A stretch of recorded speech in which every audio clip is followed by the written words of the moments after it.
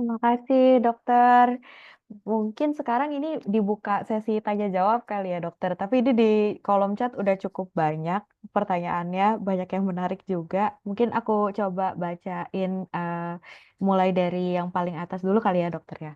Ya. Untuk pertanyaannya. Ini ada dari Ibu Maria Oktavina. Pertanyaannya, saya membatasi penggunaan HP. Anak saya kelas 3 laki-laki, tapi di sekolah itu pernah dibully karena tidak memiliki HP pribadi. Karena ternyata teman-temannya ini HP-nya minimal 2 buah. Jadi satu dipakai untuk Mobile Legend, satu untuk main, satu untuk video call. Mainnya bareng grup. Nah ini gimana? Karena anaknya jadi ngambek karena dibully itu ketika nggak dikasih HP pribadi. Nah, ini PR besar sih. Makanya ya, kayaknya paling sehat dari proses pendidikan tuh di zaman dulu ketika orang tidak membawa gadget ke sekolah. Hmm. Karena bawa gadget ke sekolah itu masalah baru. Anak membandingkan gadget yang dimiliki si A sama si B. Yang satu pakai iPhone Pro Max, yang satu pakai Samsung Askian. Oh, yang kamu mah nggak kurang cepet. Diomongnya gitu ya. Jadi akhirnya mereka tidak melihat bahwa penggunaan gadget ini sebagai suatu media untuk mempermudah komunikasi, suatu media untuk mengerjakan tugas, tapi melihat ini sebagai suatu bahan perbandingan aja.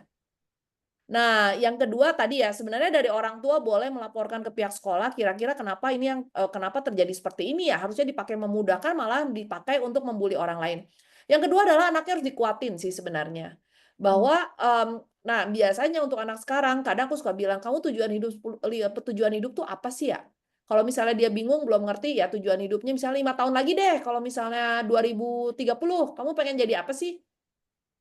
Terus dia bilang, "Saya pengen jadi seorang ahli gamer," kata dia gitu. Terus saya bilang, "Untuk jadi ahli gamer kamu pernah cari tahu nggak apa? Selain selain memiliki handphone bagus," bilang gitu ya. Nanti dia bisa tuh gambarin. Nah, jadi ada nggak tempatnya untuk menggunakan handphone bagus? Ya nggak juga sih. Nah, terus yang kedua, kalau kamu main game terus kapan belajarnya? Ya juga sih. Nah, kalau udah mulai muncul ya juga sih walaupun mukanya pika sebelen gitu ya, nyebelin banget kan orang-orang kayak gini tuh kayaknya songong gitu kan, anak-anak sekarang nih kan kalau ngomong tuh kan kayak, wah, kalau kalau menatap juga kayak bukan menatap orang lagi jatuh cinta ya, kayak orang mau ngegigit orang gitu kan. Nah, yang kayak gitu tuh kayak udah dia, "Muka kamu kayak gini aja udah gimana nggak dibully orang?" Gitu. Jadi kadang ya kita suka bilang sih, apakah dibully juga masalah personal atau memang masalah komunalnya. Nah, tapi personalnya kita harus lihat juga. Ada orang yang memang, kita harus ajak dia untuk ketemu dunia-dunia lain. Misalnya kita ajak dia untuk main futsal, kita ajak dia untuk kelompok basket. Jadi dia harus melihat dunia lain, nggak semua dunia itu main gadget Mobile Legend, gitu. Ada orang-orang yang nggak main Mobile Legend kok biasa aja hidupnya gitu, ada orang yang nggak main Roblox happy-happy aja kok hidupnya, nggak mati juga dia besok gitu. Jadi yang kayak gitu-gitu tuh hal yang membuat dia melihat, "Oh ya berarti," kan kalau anak remaja tuh dia pikirannya iya atau tidak ya.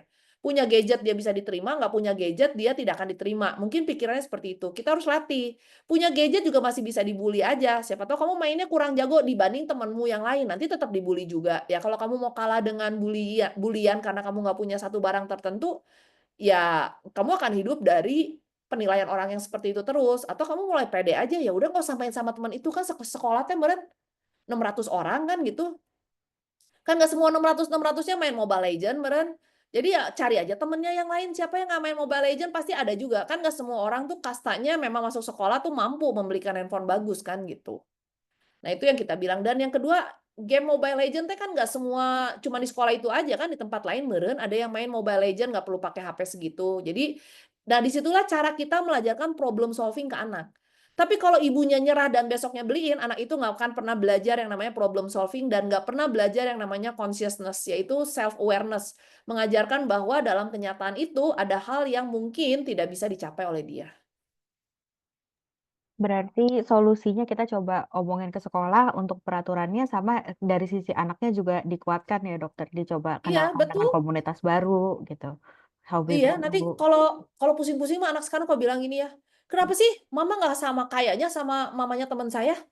Kan bilang, "Saya kalau punya anak kayak kamu, saya simpen di panti asuhan."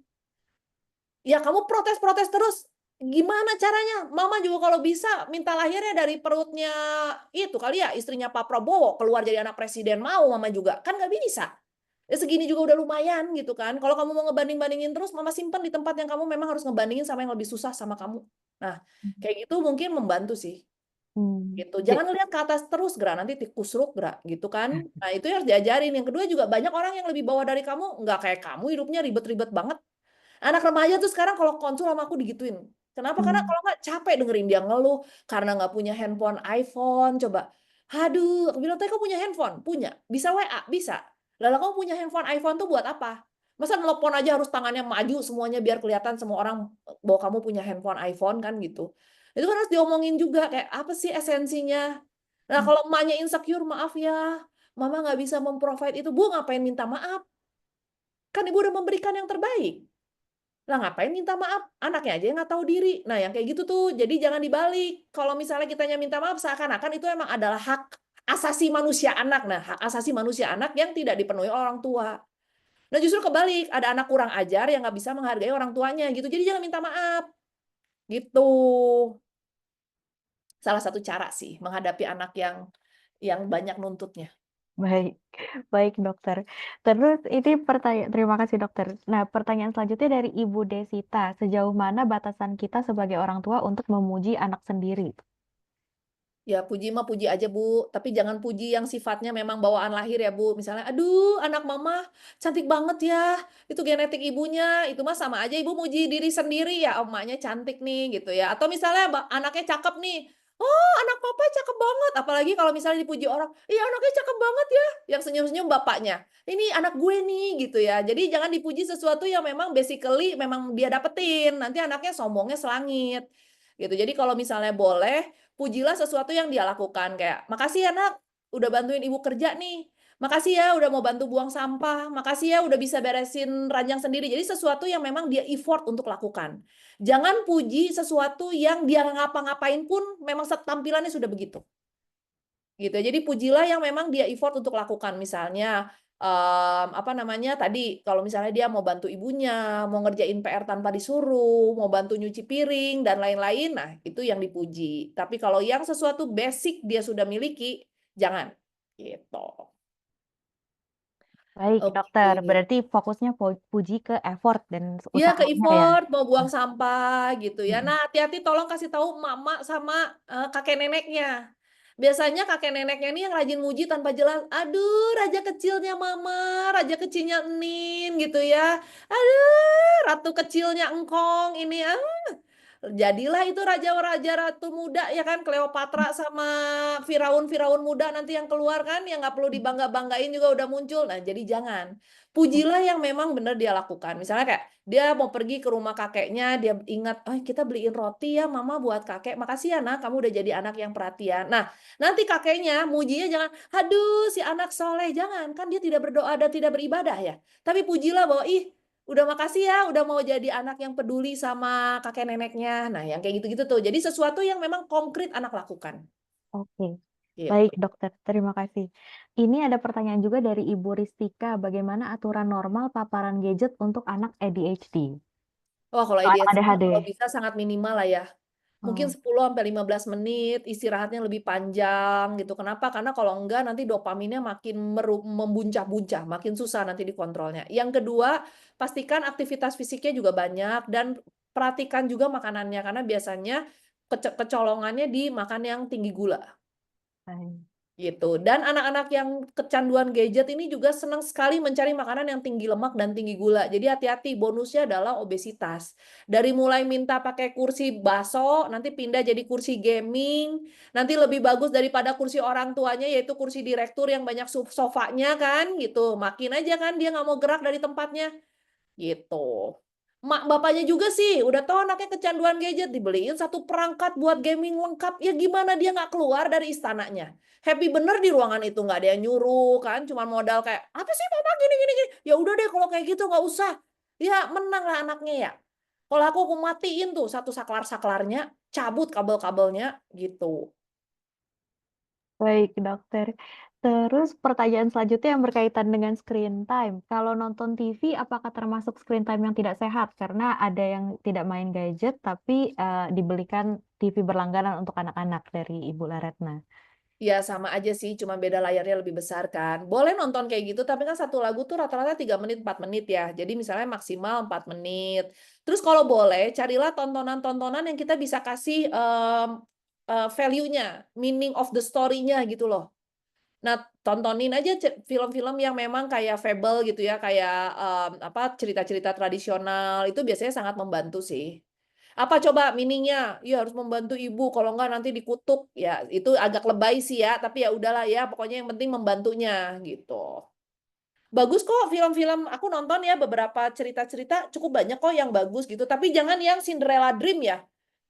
Yang kayak jatuh sepatu nanti dapat suami orang kaya gitu kan, itu moal kejadian meureunnya. Itu mungkin 1 banding 1.000.000 kali dalam hidup kan gitu, yang sepatunya ketinggalan lalu dicari sama cowoknya. Di zaman sekarang mana ada ninggalin sepatu ya lapur kan berarti gitu. Jadi bikin yang cerita-cerita yang rasional gitu loh, yang kayak manjangin rambut nanti ditolong dari pangerannya, yang nggak ada tuh kejenggut. Jadi yang bener-bener aja lah kalau nonton. Terus yang kedua juga jangan film-film Korea yang nggak jelas gitu kan, atau film-film horor gitu, nanti saya nggak mau melakukan ini karena di tempat ini gelap cenah, nanti dia milih-milih tempat kerja. Jadi, nonton yang normal-normal aja yang bisa dikelola oleh otak dengan baik gitu ya. Nah, untuk emak-emak juga jangan tuh nonton film-film romantisme Korea gitu kan, nanti membandingkan suaminya kenapa nggak bisa romantisnya. Yang lain mah memberikan surprise dengan memberikan cincin berlian, aku mah cincin kawin get di awal tapi ke akhir tidak nambah-nambah kan gitu, nanti jadi ribut lagi suami istri teh. Gitu, nanti ngadu lagi ke anak ya, "Bapak kamu tuh ya dari awal nikah juga memang gitu sifatnya." Karena udah ada komparasi film Korea. Film Korea tuh cuman indah di film aja, aslinya orang Korea mah moal aya nu kitu, gitu. Jadi ya nontonlah yang normal-normal aja gitu ya Bapak Ibu, biar tidak membandingkan, gitu.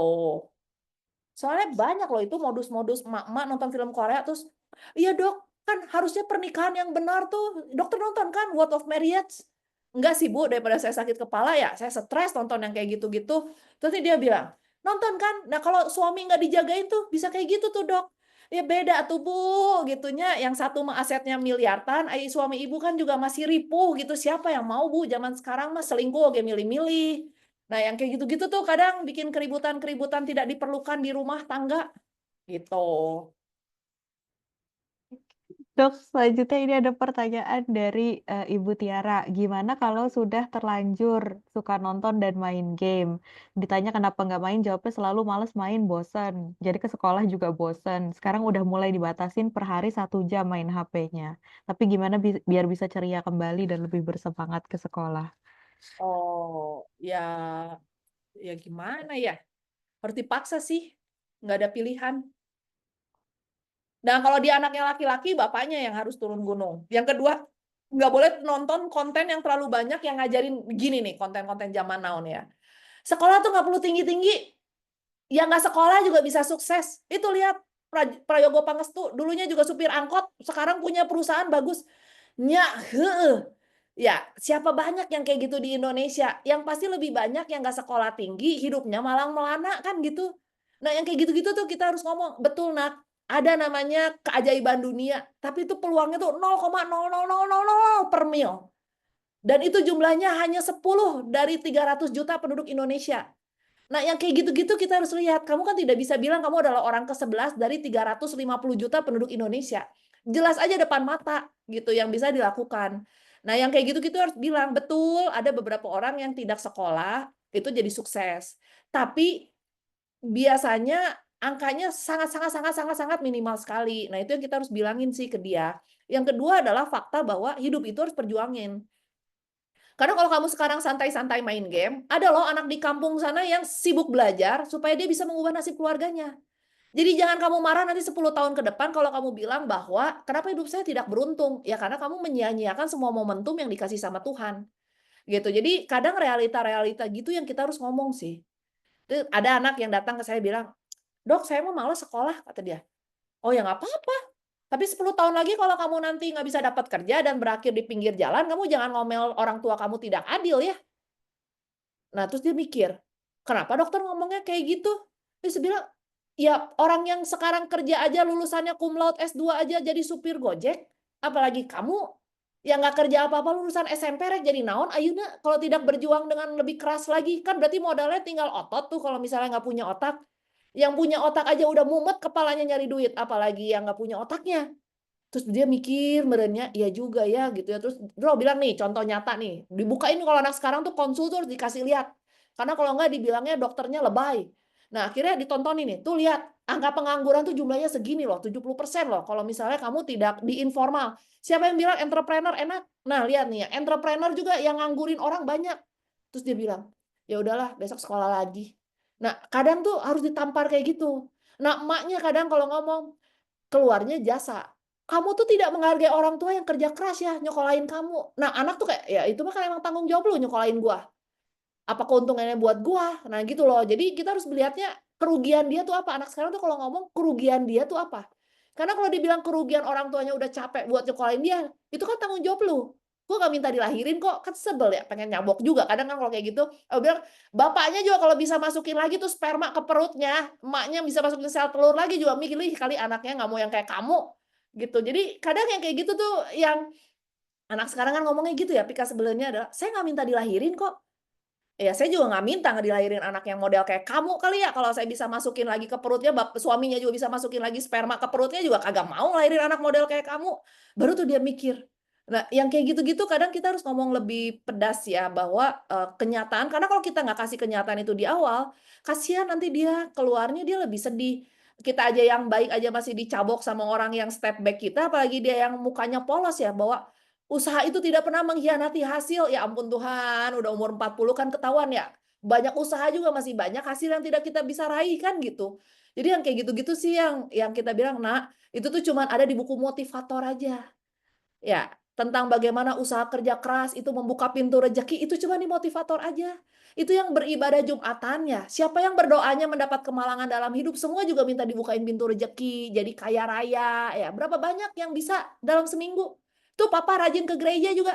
Emang segereja nggak doain, moga-moga usaha saya bangkrut? Enggak lah, yang ada juga beranak, bercucu, kalau bisa bercicit usahanya. Tapi kan nggak semua keluar gereja langsung kayak gitu. Kalau memang iya mah udah aja saya juga buka layanan LSM doa di sini, aku bilang gitu.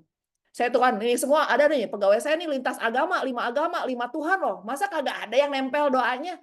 Terus dia diam aja. Kalau kayak gitu tuh, oh iya ya dok. Iya, iya betul. Berdoa kencang, usaha juga harus lebih kencang. Kalau apalagi modal usahanya dari orang tua terbatas.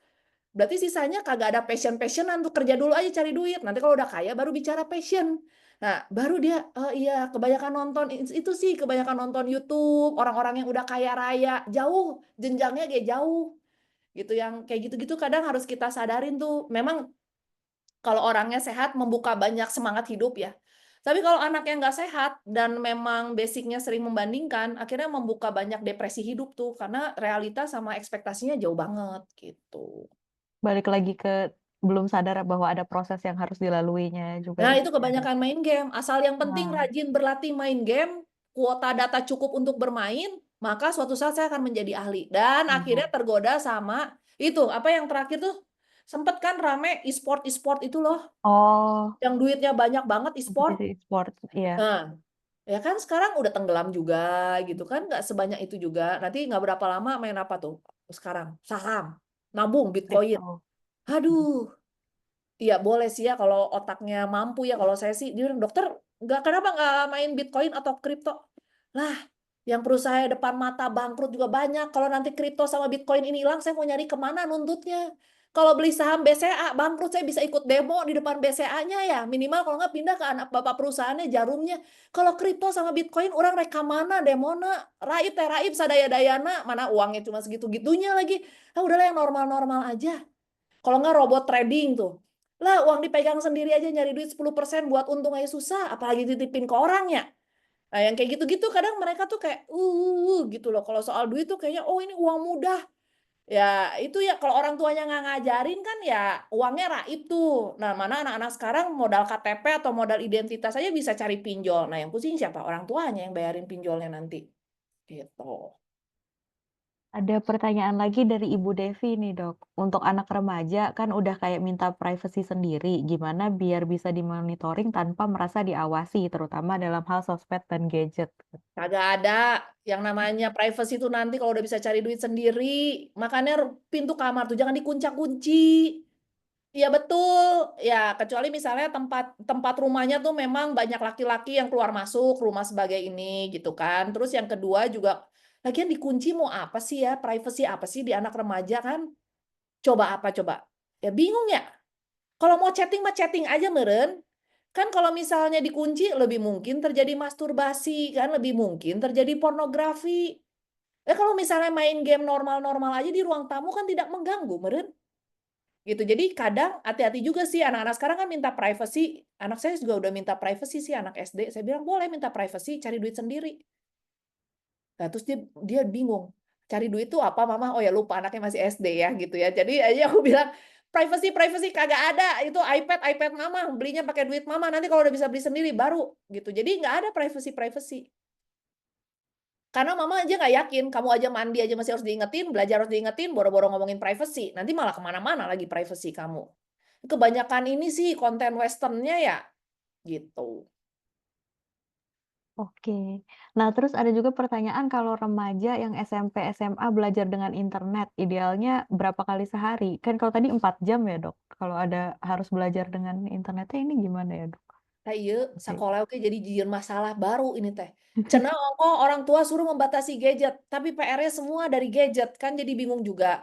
Yang kedua sih sebenarnya ya kita harus kita harus mengajarkan anak sih bahwa, misalnya mau bikin PR 10, nah dia tuh belajar dulu untuk merancang dia mau mencari apa, biar dia meningkatkan konsentrasinya. Oh.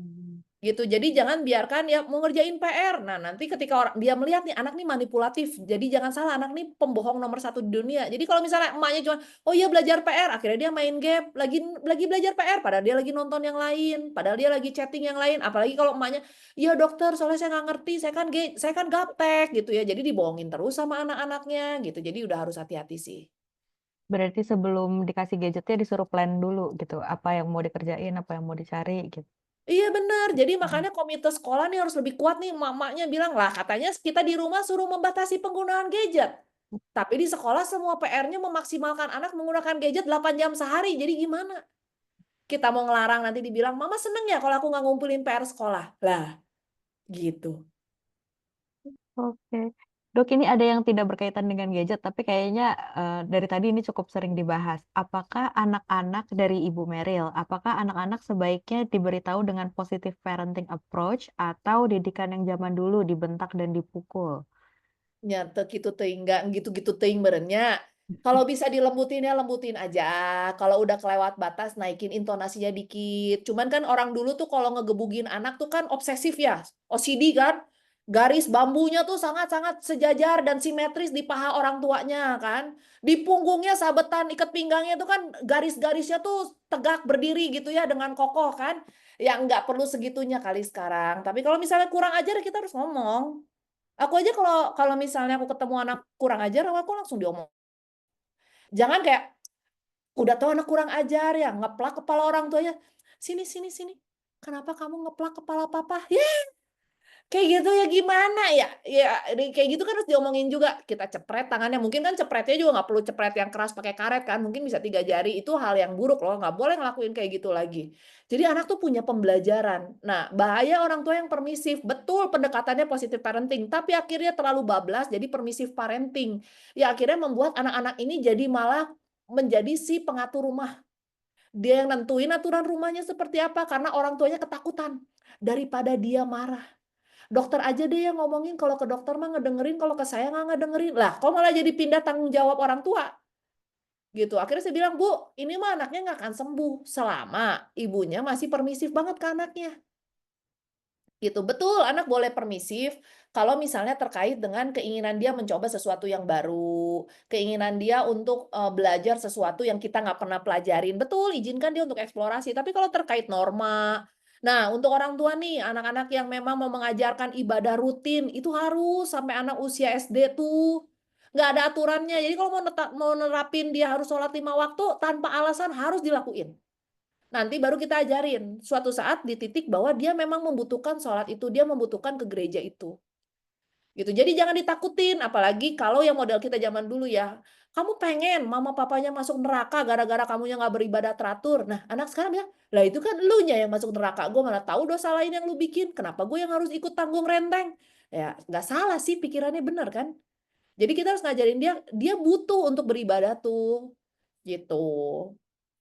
Berarti Gitu diseimbangin gitu, kalau yang untuk eksplorasi iya permisif, tapi kalau betul. untuk yang udah keterlaluan ya Iya, tapi tegas eksplorasi juga. juga kira-kira masa anaknya mau staycation nginep di hotel di Bere kan kira-kiranya. Nanti tiba-tiba terkejut-kejut karena lagi bikin surprise pengen ngikutin ternyata kenapa ini mah staycationnya cewek sama cowok sekamar. Mesen apartemen yang 2 kamar. Jadi bisa sih benernya cewek sama cowok tapi satu apartemen. Ya ibu ngizinin duitnya. Nggak ada apa-apa kok mama. Lah itu 2 orang cewek cowok kalau lagi minum bareng emang main gaplek di dalam. Kan nggak juga ya. Jadi ya rada pinter dikit lah ya kalau memberikan restu anak mengeksplorasi teh yang kira-kira gitu kan. Oke, baik dokter.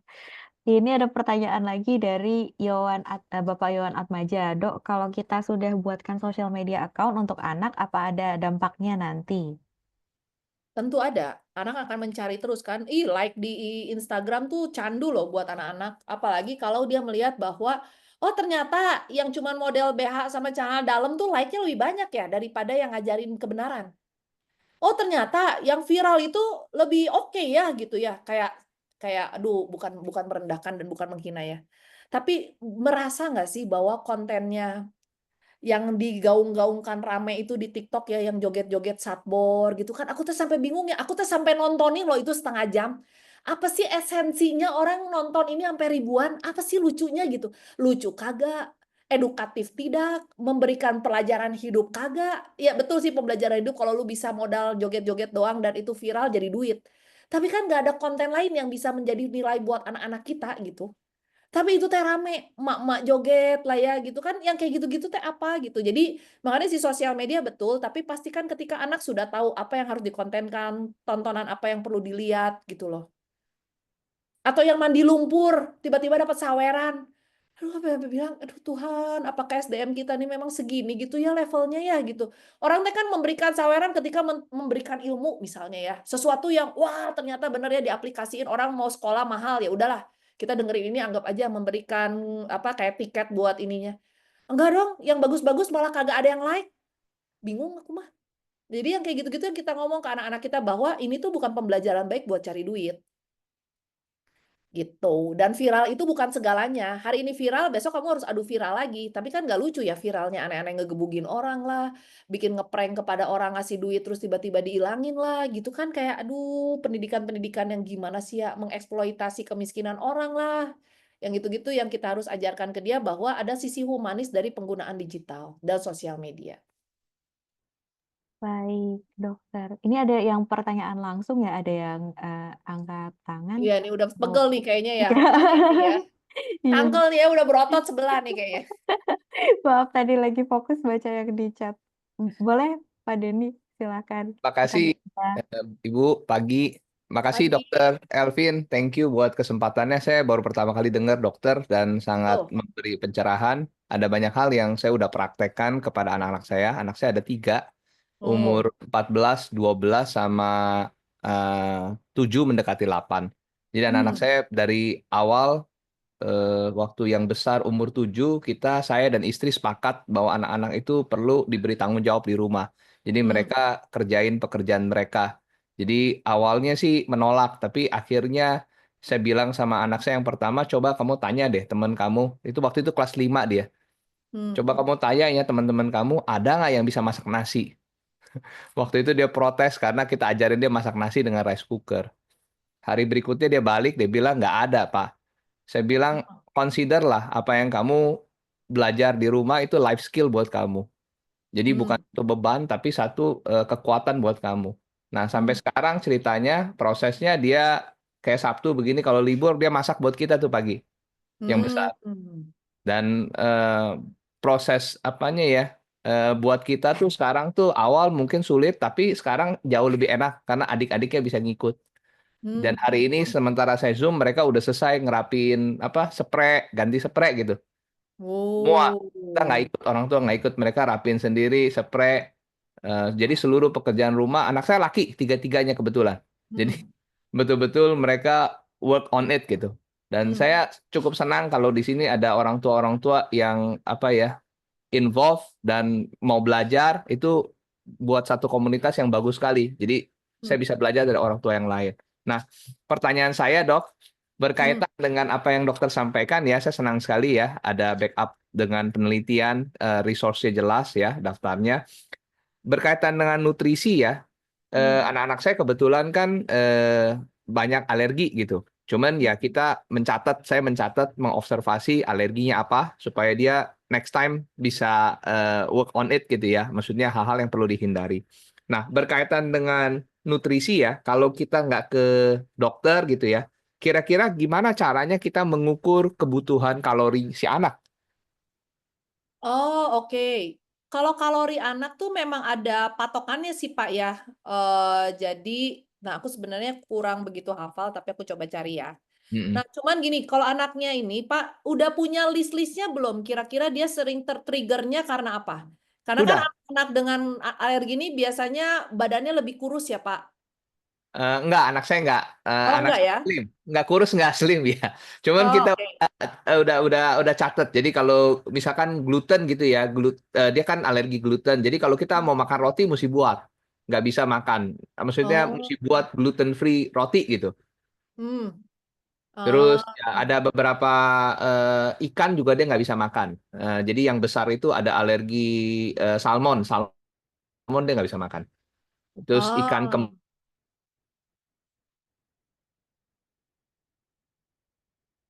banjar juga nggak bisa makan sih. Gitu. Oh, oke. Udah detail ya orang tuanya ini ya. Jadi kalau untuk anak sih Pak, kurang lebih kalau udah umur segitu ya 14, 12, 8 itu Ya. biasanya kalau itu sekitar 2000 kalori sih. Tapi PR besar yang Baik. untuk 14 tahun tuh biasanya dia udah mendekati sekitar 2000 sampai 2400 kalori. Kenapa? Karena otaknya lagi bertumbuh dengan cepat sih Pak sebenarnya. Hmm. Nah, jadi kalau boleh pun karbonya udah mulai seimbang dengan si proteinnya. Jadi Hmm. kalau dibilang pakai yang teori piringku juga masih berguna sih, Pak. Oke. Gitu. Yang kedua yang paling penting ininya ya, Pak, karena kan dia lagi masa ini juga perkembangan otot sama tulang kan. Hmm. Nah, untuk dia investasi nanti dia masa tuanya, jadi dari sekarang udah memang kan tadi habit olahraganya mungkin udah mulai bisa dibangun sih, Pak. Iya. Gitu, karena Dia nggak anaknya dikasih senang senang food-foodnya kan. berolahraga sih. Anaknya senang Nah, berolahraga. Jadi kalau malam sebelum tidur dia olahraga gitu.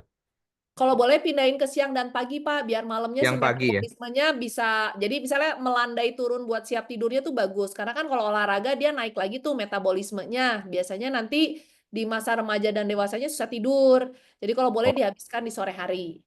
baik. Baik, Dok. Siap. Makasih, Dokter. Thank you. Iya, sama-sama. PR-nya tinggal vitamin D3-nya dilihat sering-sering ya, Pak.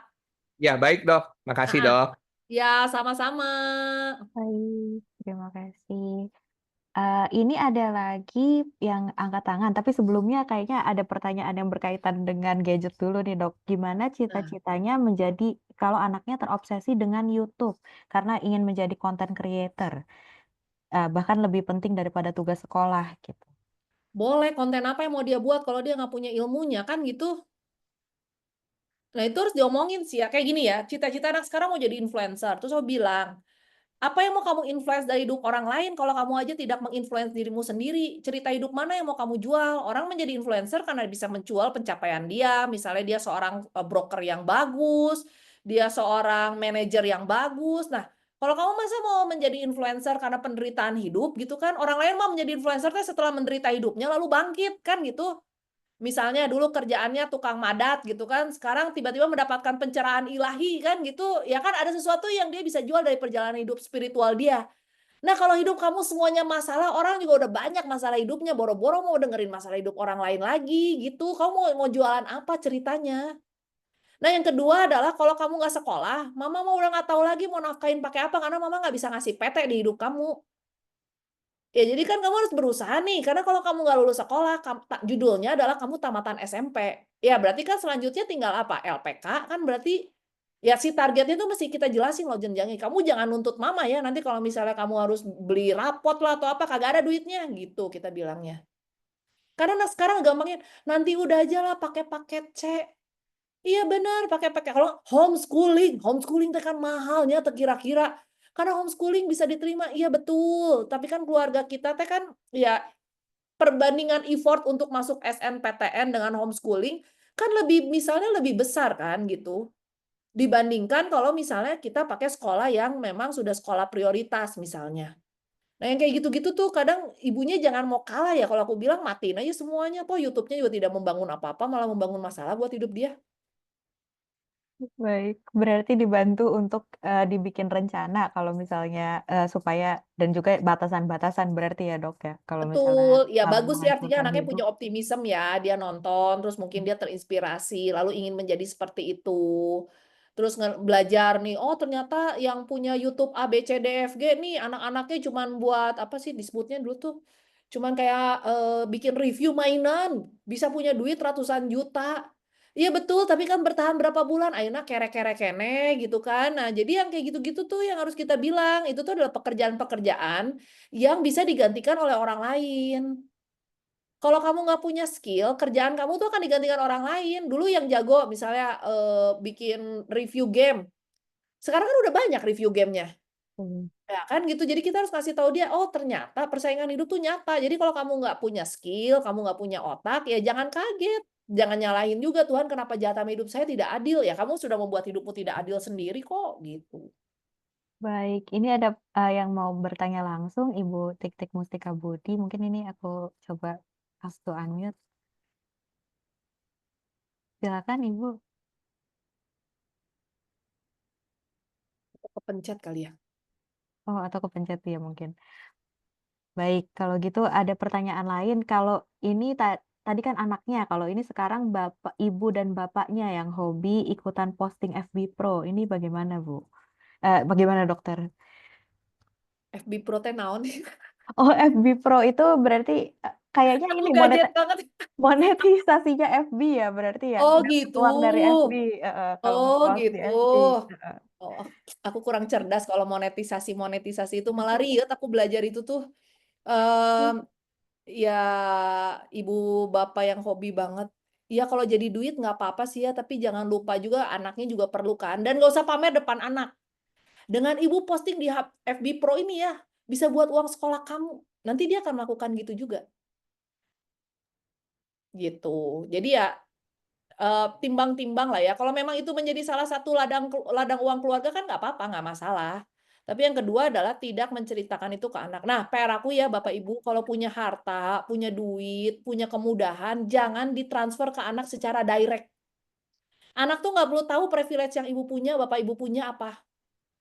Tapi pastikan dia merasakan bahwa mendapatkan privilege itu perlu keringat. Privilege dari orang tua adalah berkah Anda bisa sekolah. Jadi memang udah dinotis dari awal. Privilege yang papa mama akan kasih ke kamu hanyalah kesempatan untuk sekolah. Jangan ngitung warisan mama papa, karena uang ini akan mama pakai dan papa pakai untuk menikmati masa tua biar nggak ngerepotin kalian semua. Gitu. Yang kedua adalah sisanya, carilah dari keringat kamu sendiri. Ini adalah udah bentuk warisan. Orang lain mah mau sekolah juga kudu gawe, kudu kerja. Kamu mah kan nggak usah, itu privilege dari papa mama. Tapi untuk kamu menikmati tas mahal, ya mama hanya memberikan tas sewajarnya. Ya, jadi kalau kamu mau terus melatih ego kamu, kerja lagi, entah kerja apapun. Jualan donat kek, jualan apapun, biar kamu bisa beli tas yang lebih mahal, yang pengen ada monyetnya. Misalnya kan kita pengen beliinnya tas yang biasa, dia pengen yang ada monyetnya. Ya sana kerja lebih banyak. Gitu kan. Atau misalnya pengen tas yang ada huruf H-nya yang harganya 1 miliar. Nah, dagang tak donat, jual berapa ribu, meren baru bisa kayak gitu kan. Berapa gerobak lain, berapa ribu gerobak, meren bukan berapa ribu lagi. Ya mikir tuh gitu rasanya. Jangan cuma kamu celangap merasa duit itu turun dari langit. Gitu. Kalau orang tua saya dulu bilang gini, kamu tuh ya minta-minta barang kayak papa mama punya pohon uang aja, kalau di belakang tinggal digebah tuh pohon uang turun, nggak apa-apa mau minta banyak juga. Kalau nggak mah tahu diri. Nah, udah tuh semenjak itu diam, iya nggak berani lagi, malu soalnya. Kan ngomongnya pohon oke digebah gitu kan ya cuma dihus gitu ya keluar tuh duitnya rontok. Nah, kayak gitu-gitu. Oke, dokter. Ini tadi yang bertanya langsung ternyata Ya, ingin bertanya langsung. Silakan Ibu ya. Tik-Tik Mustika Budi. Eh, Dok, saya mau konsultasi nih. Ah, Anak saya tuh pernah ikut, udah kedengeran dok? udah Bu, udah. Ah ya, anak saya tuh udah ikut psikotes dan hasil psikotesnya itu kemampuan akademik dia tuh di hitungan ya. Jadi logika matematiknya tuh bagus. Tapi dia memang punya bakat menggambar, melukis yang bagus juga. Nah, Hmm.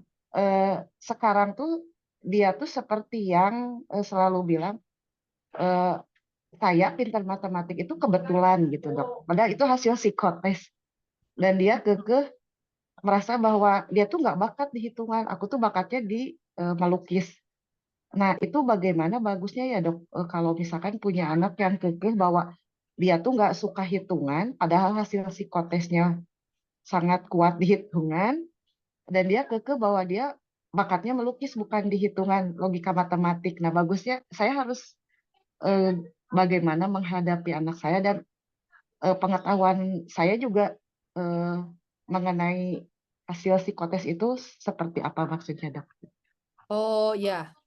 Nah, ini juga PR sih, Bu. Bu, nilai matematika anaknya berapa, Bu? Sebetulnya bagus-bagus, cuma dia tuh suka males dok. Jadi dia tuh sebetulnya kalau saya nerangin dikit gitu, sekarang kelas 2 SMA sekarang, itu Hmm. sebetulnya bisa, cuma malas belajar dok. Karena dia berpikir, "Ya, saya tuh nggak suka matematik, saya pinternya melukis gitu." Padahal kata guru fisikanya, ketika saya konsul, kata guru matematikanya, bagus gitu. Tapi dia malas belajar gitu dok. Dan saya berpikir, IQ aja nggak cukup ya dok kalau nggak rajin gitu loh maksud saya. Nah, Ya. bagusnya apa-apa saya yang salah tangkap hasil psikotesnya atau bagaimana gitu. Oh. Kalau 2 SMA mah biarin aja, Bu. Suruh aja ikutin Oh lomba-lomba gitu. tuh, lomba-lomba gambar ikutin biar dia ditampar tuh sama kenyataan. Memang sepintar apa gambarnya. Yang kedua juga harus hati-hati gini, Bu. Oh, Harus hati-hati tuh gini, kalau misalnya dia hobi menggambar dan gambarnya bagus, oke lah ya, secara subjektif itu adalah suatu proses apresiasi diri, gambar saya bagus. Tapi dia sanggup nggak kuliah misalnya keterima di fakultas desain manapun, yang ketemu dosen ketika dia merasa gambarnya keren banget, dosennya ngasih nilai D. Karena kan kalau oke. nilai gambar tuh kan subjektif ya Bu. Maksudnya subjektif tuh Betul, pasti ada betul, betul. personal ininya ya, personal judgment-nya lah. Misalnya saya tipe orang yang gambarnya abstrak, dikasih gambar yang kaku ya mungkin penilaian saya akan sedikit lebih rendah dibandingkan kalau ada orang yang ngasih saya gambar abstrak gitu. Nah, siap nggak dia dinilai kayak gitu? Oh, iya, Kalau iya, dia betul. bilang siap, nggak apa-apa. Tapi kan artinya kalau gambar ini adalah hobi dia, coping mechanism dia, dinilai orang jelek, dia jangan baper. Yang kedua suruh ikut Oh, gambar. Biar lihat, ya betul lo hobi gambar, gambar kamu bagus. Tapi dibandingkan teman-temanmu yang lainnya yang punya hobi gambar dan sudah les gambar, kamu sama bagusnya nggak? Kan itu harus kita ajarin juga. Yang kedua adalah iya, nilai siap, siap. matematikanya. Iya betul sih, ya kalau kamu pintar betul. Tapi lebih banyak orang yang ngepas, tapi punya semangat hidup lebih baik, sehingga dia karirnya lebih sukses daripada orang yang pintar. Kelemahan orang pintar adalah merasa dirinya pintar atau disebutnya Dunning-Kruger effect. Kompetensinya sedikit, tapi harga dirinya selangit, Bu, alias dablek. Nah, yang kayak gitu biarin dulu aja. Gitu. Yang kedua sih boleh sih kalau aku Eh, bilang ikutin aja. ya, justru anak saya tuh tidak merasa pintar dok di matematik gitu. Ya, betul sih. Tinggal lihat kan. Tadi aku makanya nanya nilainya gitu kan. Terus yang kedua adalah standar pintar dia tuh apa. Kalau mau fair kan memang benar dinilai kan, Bu. Misalnya kita ikutin dia kayak, kalau misalnya kayak di GO, ikut kayak best best Mm, testnya, tahu nilainya berapa gitu. ya, Emang kenapa sih? Terus tanyain dia, Bu, emang kenapa sih kalau dibilang pintar di matematik? Harusnya kan bangga ya, masa harus dibilang kamu tuh bego di matematik, nanti salah lagi Bu dibilang mengecilkan hati anak. Emang kalau cuma dibilangnya pinter di matematik teh kenapa sih? Kan bangga aja gitu ya. Oh, berarti kepintaran saya teh dihargai orang lain kan? Belum tentu itu kan dipakai jadi jurusan kuliah dia gitu. betul dok. Anak saya tuh kayak nggak mau gitu dibilang pintar matematik, sampai guru fisikanya tuh sering nyuruh dia jadi asisten di lab untuk ngajarin teman-temannya. Tapi dia kekeh kan, pernah saya di pas bagi rapot tuh konsul. Nah, malah dia bilang, "Ah, itu mah kebetulan aja." Gitu selalu bilang kebetulan aja, Dok. Iya nggak apa-apa kebetulan. Kalau kebetulan mah kamu menang undian, rolet, ya itu kebetulan ya. Tapi kalau kamu ngisi, belajar ya itu mah bukan Ya, kebetulan atau namanya upaya. iya. Baik, berarti saya harus apa ya, suruh dia ikut lomba lukis dulu biar dia tahu lukisan dia tuh seperti apa itu ya, Dok ya. Iya, Ya, betul. terima kasih ya, Dok. Sama-sama, Bu. Baik. Ini ada 2 pertanyaan langsung lagi, mungkin ini 2 pertanyaan terakhir kali ya dokter, karena ini Ya. sudah dekat jam makan siang. Silakan Bapak Ferdinand, sudah saya buka untuk unmute. Ya, terima kasih. Selamat siang, Dr. Elvin. Yang Eh, Pak. ya, Dr. Elvin, punten, mungkin saya ada dua pertanyaan ya mengenai ini. Yang pertama terkait dengan untuk gadget. Nah, memang kan untuk khususnya untuk anak usia di bawah 2 tahun tidak diperkenankan untuk eh, apa namanya diperkenalkan dengan gadget ataupun screen time. Nah, bagaimana mengenai video call? Apakah video call itu juga memberikan efek negatif atau termasuk dengan screen time juga atau tidak? Kemudian mungkin pertanyaan kedua, Dok, punten, eh, untuk saya kebetulan saya sebagai ayahnya itu terdiagnosa ADHD, Dok, dan ini terdiagnosanya juga baru beberapa bulan terakhir seperti itu. Nah, pertanyaan saya, eh, info yang saya sempat baca-baca di beberapa literatur kan sifatnya regeneratif ya, bisa menurun ke anak. Kira-kira ada hal-hal apa yang perlu saya perhatikan nggak, Dok, dari anak saya, atau ada hal-hal apa yang bisa saya lakukan untuk mencegah menurunnya ADHD ini, Dok? Terima kasih sebelumnya, Dok. Pak, kalau ADHD tuh yang penting satu tadi ya Bapak memastikan apakah ini ADHD yang perlu juga diet gluten, terus udah gitu diet gula dan lain-lain. Lalu yang kedua adalah memang melakukan terapi ini ya Pak, terapi perilaku dan lain-lain untuk meningkatkan fokusnya itu bisa dimulai sedini mungkin sih Pak. Lalu yang ketiga adalah membatasi memang si teknologi Blu-ray ini, baik itu gadget, komputer, dan lain-lain. Nah, kalau untuk video call sebenarnya masih boleh kali Pak, mungkin sekitar 5-10 menit, tapi pastikan lebih banyak interaksi sosial langsungnya ya Pak. Dan yang terakhir adalah si yang jadi caregiver-nya tidak boleh dalam kondisi yang stres berat, karena kan anak ADHD ini memang kadang ekstra effort ya Pak, kesabaran, keinginan tahuan dia dan lain-lain tuh kadang suka memancing emosi. Jadi pastikan mereka juga punya kondisi mental emosional yang cukup stabil Pak. Gitu. Oh, oke. Baik, terima kasih banyak, Dokter Elvin. Sama-sama. Jangan ini ya Pak, anak ADHD tuh cerdas loh Pak, asal mengelolanya tepat. Dan Ya, baik. stimulusnya tepat. Oke, ada punten, Dok, ada ciri-ciri nggak sih, Dok, kalau misalkan anak-anak mulai mengarah ke ADHD, Dok?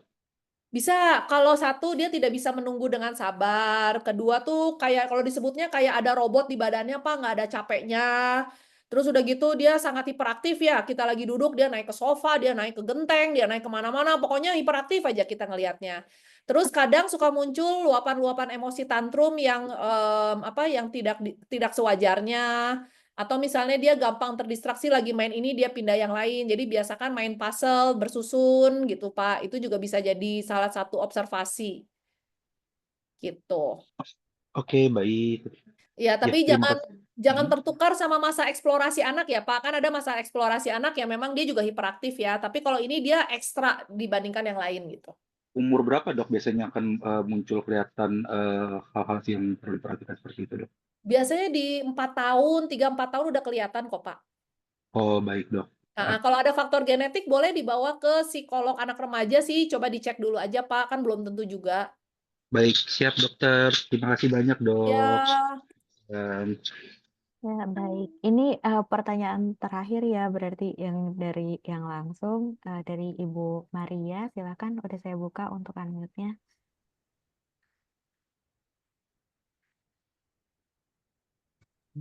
Selamat pagi dokter. Jadi selamat pagi Bu. ya, jadi sebenarnya pertanyaan ini sudah tadi saya tuliskan di ini, tapi tidak dibacakan oleh host ya. Jadi anak saya itu kan kemarin ketika penerimaan rapot TKA, saya mendapat evaluasi terkait dengan anak tidak mampu berkonsentrasi di kelas. Terus wali kelas menyarankan untuk membawa ke psikolog dan sudah saya bawa ke poliklinik kesehatan jiwa dan ternyata memang tidak ada indikasi ADHD atau semacamnya. Memang untuk grade kognitifnya itu di atas rata-rata Dok, di grade 3, tapi memang ada indikasi gerak yang tidak terarah dan memang saya rasa memang itu akibat dari dia terlalu banyak screen time gitu. Dia suka bermain game, dia suka nonton video dan dia suka menari yang ada mengikuti tarian yang ada di video tersebut gitu. Akhirnya dokter psikolog menyarankan untuk diterapi dan dileskan ke tari gitu. Nah, cuman kemarin ketika saya sudah berjanjian dengan salah satu tempat terapi di kota kami dan biayanya memang cukup agak besar untuk sampai sesi akhirnya, kami agak bimbang antara terapi dulu atau menyalurkan hobinya dulu gitu. Dan ada opsi lain juga karena saya juga ibu bekerja, apakah baiknya dia dipindahkan ke full day school supaya di sana dia geraknya bisa diarahkan dan tidak ada screen time dalam satu hari dia gitu dok. Kira-kira baiknya gimana ya dokter? Terima kasih. Kayaknya kalau sekolahnya memang bukan sekolah yang mampu ya Bu, untuk anak-anak yang memang cukup berbeda dibandingkan anak lain, kayaknya mending pindah deh Bu.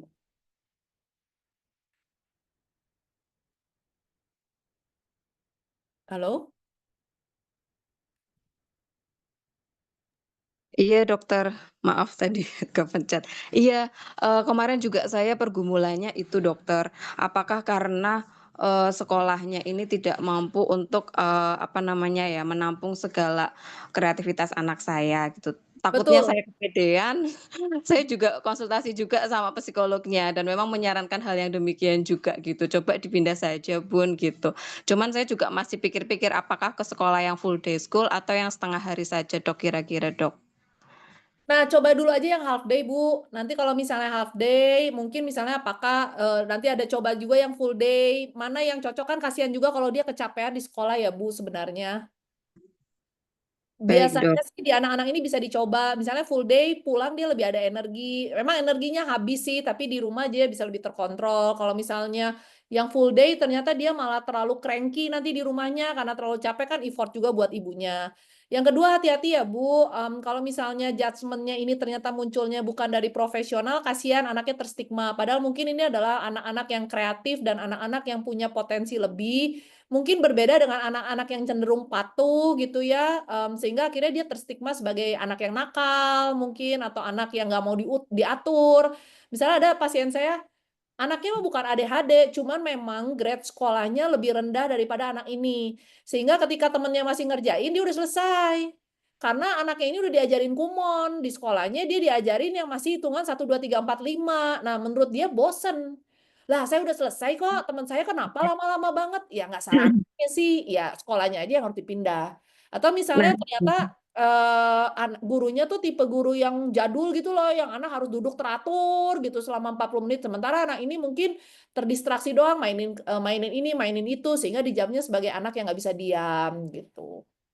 nah iya Dok, jadi kan ini juga, takut jadi ini, anak saya itu kan ngulang, tadinya sudah TKA, tapi karena waktu penerimaan rapot semester sebelumnya, adjustment-nya tuh sama seperti yang tadi dokter sampaikan. Saya juga agak insecure akhirnya sebagai orang tua, apakah anak saya mengidap ADHD atau seperti apa gitu kan, ada kelainan. Nah, terus akhirnya kita ulang gitu, sebelum ngulang juga saya sudah sampaikan ke psikolog gitu kan, saya bawa lagi ke psikolog. Nah, dari psikolog menyampaikan, "Enggak, ini normal dan ini, untuk dilanjutkan ke TKB," gitu. Tapi karena judgement sekolahnya seperti itu, akhirnya saya nurut ke pihak sekolahnya gitu untuk diulang di TKA dan akhirnya ternyata kemarin juga, gurunya menyampaikan hal yang demikian. Jadi kalau disuruh ngerjain 5 pekerjaan atau 5 kegiatan, dia hanya mengerjakan 2 gitu. Karena dia merasa dia sudah pernah mengerjakan dan sudah Iya, bisa gitu, jadi nggak kasihan dia banget. Aku kerjakan baru gitu. tahu ada TK remedial. Iya dokter, nah itu saya juga jadi merasa bersalah sebagai orang tua karena saat itu nggak ngikutin saran dari psikolog klinisnya gitu, Dok. Oh, iya iya iya iya. Ya Heeh. sudah, nggak apa-apa Bu, namanya juga belajar jadi orang tua kan. Iya dok, berarti nanti, review ke depannya, pindah sekolah, nah terus untuk terapinya terapi dulu atau, menyalurkan hobinya dulu Dok kira-kira? Betul, cari profesional dulu aja ya Bu, biar panduannya lebih tepat ya. Kan belum tentu gangguan, tapi nanti biasanya teman-teman dari psikolog anak remaja ini akan membantu, atau psikolog pendidikan akan membantu membuatkan programnya buat anak ibu based on assessment yang mereka lakukan. Oke Dok, siap. Heeh, terima kasih dokter. Sama-sama. Baik, berarti itu sudah menutup ya untuk pertanyaan ini. Sebenarnya memang di chat masih banyak dokter pertanyaannya, cuma, karena waktu juga, jadi ini, saya sepertinya udah dekat dengan waktu makan siang. Jadi untuk lanjutannya, terima kasih dokter sudah memberikan informasi mengenai bagaimana kita mendidik anak di era digital ini. Memang sangat dipentingkan untuk ada balance antara bagaimana kita bisa memberikan pendidikan yang dengan positive approach ketika untuk eksplorasi, tapi juga diberikan batas dan boundaries ketika sudah berkaitan dengan norma-norma yang memang penting untuk kita terapkan. Untuk pertanyaan-pertanyaan lanjutannya ini bisa gabungkan di chat WhatsApp karena mungkin nanti kita dari Nyala Bumi dari program Bina Rumi ini mungkin nanti akan ada seminar-seminar lanjutan. Jadi kalau memang ada pertanyaan yang tidak berkaitan dengan gadget supaya kita bisa tahu tema-tema lanjutannya kira-kira yang menarik seperti apa bisa disampaikan di komunitas. Linknya sudah saya berikan di chat ya untuk semuanya. Terima kasih. Mungkin dari Dr. Elvin ada kalimat penutup.